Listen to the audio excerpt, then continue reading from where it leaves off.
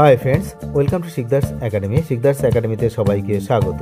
এই ভিডিওতে আমরা এসএসসির একটি নতুন মামলা সুপ্রিম কোর্টে করা হয়েছে, সেই বিষয়ে কিন্তু আমরা আলোচনা করব।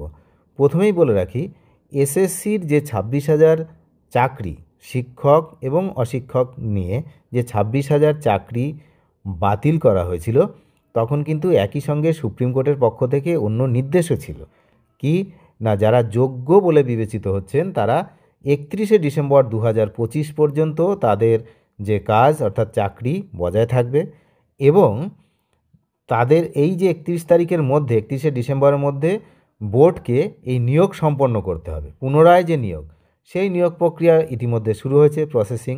আপনারা জানেন পরীক্ষা হয়ে গেছে, তার রেজাল্ট বেরিয়েছে, ইন্টারভিউ ভেরিফিকেশান সবই চলছে।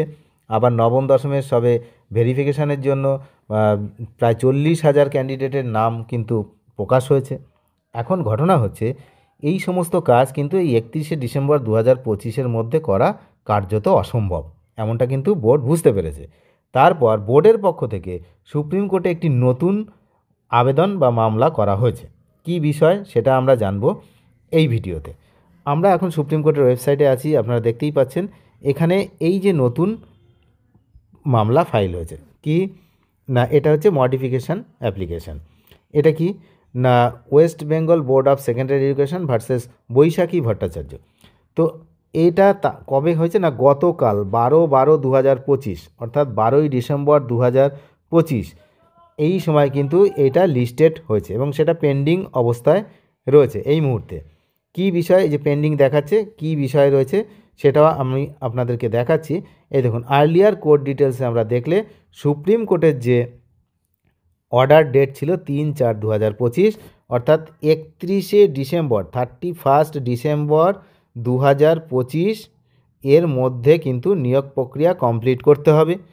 এই জিনিসটা সম্ভব নয় বুঝতে পেরেছে বোর্ড, তাই তড়িঘড়ি সুপ্রিম কোর্টে আবারও মডিফিকেশান অ্যাপ্লিকেশান দাখিল করেছে। এখন গুরুত্বপূর্ণ বিষয় হচ্ছে এখানে শুধুমাত্র কিন্তু টিচারদের জন্য, পরিষ্কার কথা, টিচারদের জন্য কিন্তু এখানে কোনো গ্রুপ সি এবং ডি এর কোনো কথা বলা নেই।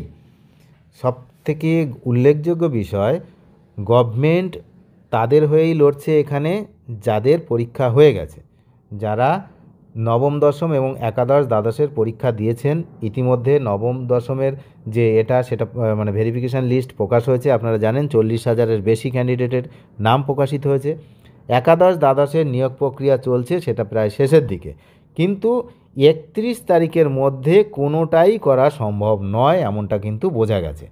তারপরই বোর্ড মধ্যশিক্ষা পর্ষদ কিন্তু এই সুপ্রিম কোর্টের দ্বারস্থ হয়েছেন এবং তড়িঘড়ি গতকাল আবারও মডিফিকেশান অ্যাপ্লিকেশান করেছেন যে ওই 31 তারিখটা বাড়াতে হবে।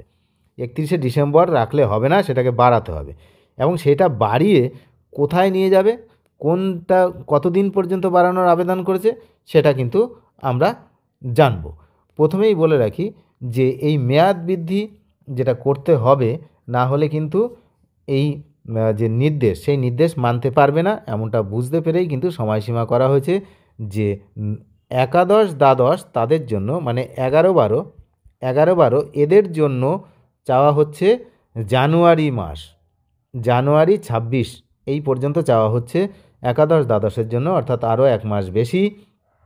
আর নবম দশমের জন্য চাওয়া হচ্ছে কিন্তু মার্চ 9-10-এর জন্য কোথায় না মার্চ 26। তাহলে একাদশ দ্বাদশের হচ্ছে জানুয়ারি 26 আর নবম দশমের জন্য মার্চ 2026 পর্যন্ত মেয়াদ বৃদ্ধি যাতে করা হয়, সেই হিসাবে কিন্তু একটি এই মডিফিকেশান অ্যাপ্লিকেশান যেটা আপনারা দেখতে পাচ্ছেন এটা করা হয়েছে এই মডিফিকেশান অ্যাপ্লিকেশান। কিন্তু এদের কথা বলা হলেও গ্রুপ সি এবং গ্রুপ ডি অর্থাৎ নন টিচিং স্টাফদের বিষয়ে কোনো উল্লেখ এখানে করা হয়নি। ফলে এই কর্মীদের যারা গ্রুপ সি এবং গ্রুপ ডি, তাদের যে সুরক্ষা, সেই সুরক্ষা কিন্তু নেই। তাদের সুরক্ষা নিয়ে এখন প্রশ্নচিহ্ন দেখা দিচ্ছে যে তাদের বিষয়ে রাজ্য সরকার এই আবেদনে কোনো প্রস্তাব রাখেনি। তাতে কিন্তু একটা হতাশা সৃষ্টি হয়েছে। কারণ শুধুমাত্র আপনারা প্রথমেই দেখেছেন যে যারা যোগ্য বলে বিবেচিত হয়েছেন তারা 31 তারিখ পর্যন্ত কর্মরত থাকবেন এবং পুরো মাইনে পাবেন। সেটা কাদের জন্য? না, শুধুমাত্র শিক্ষকদের জন্য। কিন্তু গ্রুপ সি এবং গ্রুপ ডি তাদের জন্য কোনো নির্দেশ কিন্তু দেওয়া হয়নি, তারা কিন্তু কিছুই কোনো কিছুর মধ্যে নেই। যাই হোক, তো এখনও কিন্তু তাদের মধ্যে তা কোনো ব্যাপারেই রাখেনি রাজ্য সরকার, এবং পরীক্ষার যে অ্যাপ্লিকেশান সেটা কিন্তু ইতিমধ্যেই শেষ হয়েছে, অ্যাপ্লিকেশান করার ডেট গ্রুপ সি এবং ডি এর জন্য। এখানেও আবার 5 নম্বর যে দেওয়া হচ্ছে যে এর জন্য এক্সপিরিয়েন্সের জন্য, সেটা নিয়েও ইতিমধ্যেই কিন্তু মামলা চলছে। তাহলে গ্রুপ সি ডি এর ভবিষ্যৎ আপাতত কিন্তু কিছুই দেখা যাচ্ছে না, একদম পরিষ্কার কথা। কারণ যে রাজ্য সরকার বা বোর্ড শুধুমাত্র শিক্ষকদের জন্য 2 মাস চেয়েছে।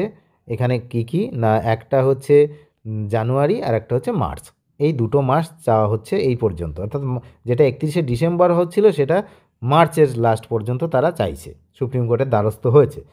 আশা করি সেটা কিন্তু অ্যাপ্রুভও হয়ে যেতে পারে, সেই সময়সীমা দেওয়া হতে পারে, এমনটা কিন্তু মনে করা হচ্ছে। কিন্তু গ্রুপ সি গ্রুপ ডির জন্য কোনো কিছু নেই, কোনো কথা নেই, তাদের পরীক্ষা কবে হবে সেসব বিষয়ে কিন্তু কোনোরূপ কোনো খবর এই মুহূর্তে নেই। যাই হোক, নিয়মিত আপডেটের জন্য নজর রাখুন, এবং সামনে গ্রুপ সি গ্রুপ ডি যখনই এক্সাম হবে তার জন্য প্রিপারেশান কিন্তু নিতে হবে।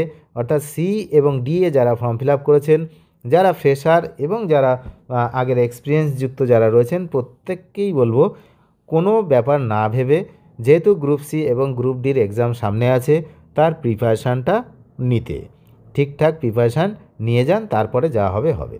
নিজের খাটনি যেটা সেটা নিজেকে খাটতেই হবে, তারপরে যা হবে সেটা হবে, ভাগ্যের উপর ছাড়তে হবে। কারণ 5 মার্কস এখানে এক্সপিরিয়েন্স রয়েছে, অর্থাৎ যাদের এক্সপিরিয়েন্স আছে তারা তো যদি 5 মার্কস দিয়ে দেওয়া হয়, যেমন দেখলেন 10 মার্কস এখানের শিক্ষকদের জন্য দেওয়া হলো, তো সেক্ষেত্রে এখানে যদি 5 মার্কস দিয়ে দেওয়া হয় তাহলে কিন্তু তাদের চাকরি কনফার্ম।